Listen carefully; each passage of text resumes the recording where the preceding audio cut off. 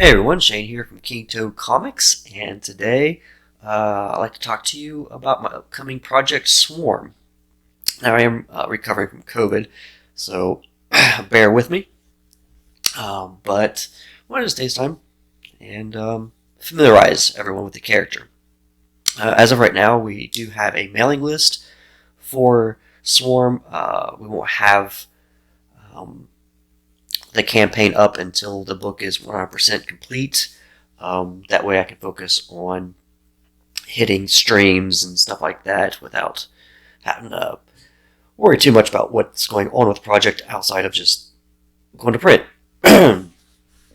um, so, with that being said, let's dive into our character Swarm. Now, our main character's name is Joel. He is an orphan child, and as an orphan, like any other orphan, he wanted to be adopted. So he's excited when the time comes to actually be adopted. But the twist is the people that are adopting him are not really the lovable parents that one orphan would dream of. It's actually an organization that sends out its agents to falsely gather children from either orphanages or off the streets, and they take them back to the facility to be experimented on. And Joel falls victim to this and becomes a test subject in this underground facility. Now, they use these children to be experimented on to become super soldiers, or to use the serums that, or those serums that are successful between crossing animal DNA and human DNA. They will either sell the soldier on the black market or the serum itself. Fast forwarding time, Joel will use his new abilities to actually try and stop this organization the best he can and save children from not being victimized like he was. Now, I am heavily influenced by Kevin Eastman's TMNT. I always enjoyed how he was able to take like mutagen, and depending on what the human last touched animal-wise, I believe that's how it worked. That DNA from that animal and that human would come together and create a new species. And so I kind of wanted to go that route a little bit because it gives me the ability to play with my imagination and come up with all these unique characters. And as you'll see in the story, sometimes you will have characters that will take this new, I don't want to say curse, their new genetic bodies, and some of them will use it for good, like Swarm has, or you have Armadillo here, who you can't see him in this because he's actually in his armor. He does have the ability to come out of the armor, which you will see his Armadillo form. But he actually works for the organization that turned him and Swarm into the creatures they are. He's more of a higher mercenary now, so he loves what he's become.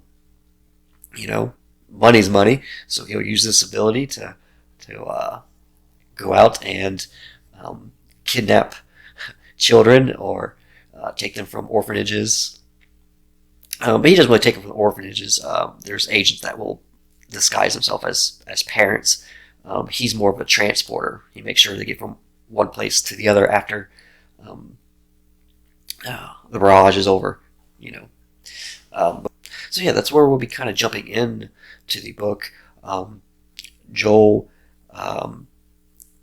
will be Swarm, and he'll be working to find out more about the organization that turned him into what he is, and stopping it from happening to more. And I said I don't want to give too much away, but he'll be battling foes like Armadillo. A couple other characters will be introduced. So you get a little bit of a backstory in the first volume, but I did want to keep it kind of action packed as well. So I wanted to tell the story while a lot of action is happening as well. I want to keep it balanced, you know. I don't want to bore the audience with a bunch of backstory. So as more issues come out, the more we'll dive into how he ended up from the orphanage to becoming the creature he is. Which you get that in the first volume, but as far as all the stuff they did to him experimental wise, like that will come as we get further along. But yeah, I just wanted him to have a really good one-on-one villain fight. So you will see Armadillo and Swarm go at it this first issue, and then the second issue I will have another villain coming to play. She herself is actually more of a victim, and this is what I was kind of getting at, where some people take these abilities and they've used them to become superheroes, like Swarm. Some of them are like Armadillo, where they're still criminals at heart, and to them it's just an upgrade to being more nastier bad guys. But in the second issue, which is included in this issue 1 and 2 is in one book. So I guess this is the second half of the book. A character is introduced where she falls into more of the victimish realm, you know, where she's part of the experiment as well. But she is neither a villain or a good guy. She's doing bad things, but it's one of those can you blame her kind of things when as a child, like something as heinous as somebody, you know, mixing your DNA with an animal, you know, to create another species. You know, you kind of lose who you are, what you are, where you belong. So you must become vengeful. You know, it's a villain, but not a villain. You know, I don't know how to explain that. But so yeah, you have two villains. I guess we'll classify her as a villain. I guess I might as well. Here we battling two individuals in this first volume that's coming out. But yeah, I don't have much colored pieces to show, but that right there is one of the covers with Swarm and Armadillo. What else do I have I can show off? Oh, this is one of the prints that we have that will be coming with the first book. Has a lot of our King Toad properties. Just a collab I had done, a piece done actually by the same artist. I really liked his work, so I hired him for a collab piece. And yeah, as I say, Swarm's going to be our superhero for King Toad. We want to have variety when it comes to our books. Mothman's our horror book. Swarm's going to be our superhero. Death, Death, Death is our dark manga anime kind of style. So we're hoping King Toad can offer just a variety of different material for readers. That's the goal. It's the goal. Entertainment, right? We want to entertain you. We want to make sure, or we want to prove we're not a one-trick pony, right? So we got all these different IPs that were thrown out there and Just hope you guys enjoy them. But yeah, this is one of the prints that will be coming with it. I got this amazing piece. Elliot Rodriguez did this one. Collared by Michael Beacon. This will be featured in the book.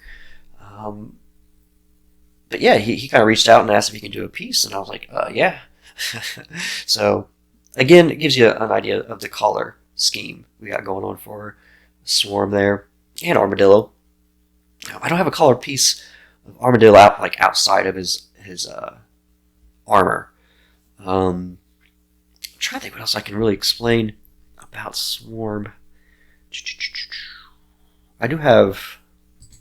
This isn't a collared one. This isn't even finished. It's mostly finished as far as obviously the art, the ink, but John hasn't gone through and done all the detail work. There's got a lot more detail that needs to be done with this and the coloring. But, you know, you get an idea of some of that little bit of action. You got Swarm dodging some Armadillo's shoulder cannon beams right there.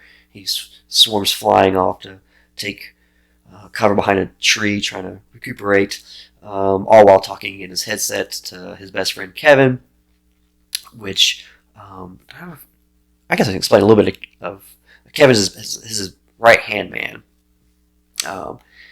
He's his tech junkie. He's responsible for Swarm's bee drones.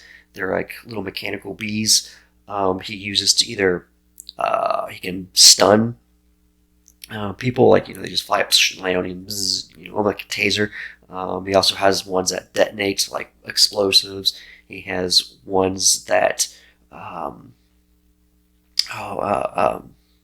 he's got ones that like have little cameras on them, so he can see into places. He has them fly in. They crawl around. They're his eyes and ears. But yeah, Kevin developed those. He also developed Swarm's wings. They're mechanical. They got a little backpack that they pop out of and contract back into.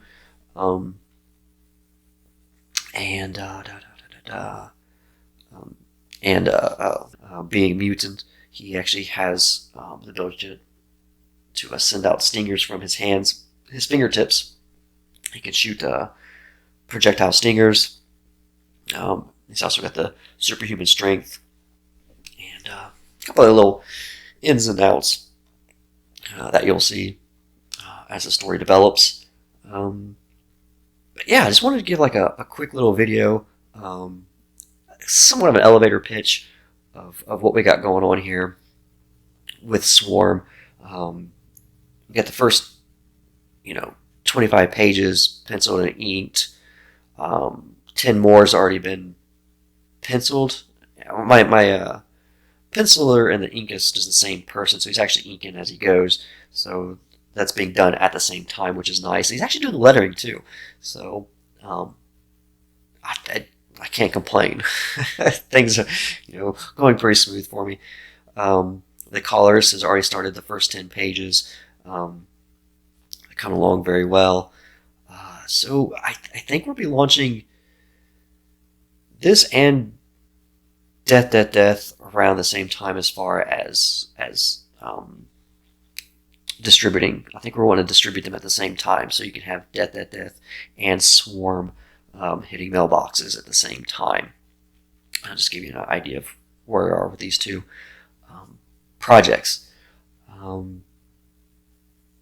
say I just want to kind of a quick elevator-ish pitch for you guys. A little insight of what we're developing here, and if you like what I'm talking about, if you like the character, make sure to follow us on Twitter, Facebook, YouTube, as we continue to bring updates where we are with these projects, when they'll be released, and so forth. But yeah, that's Swarm.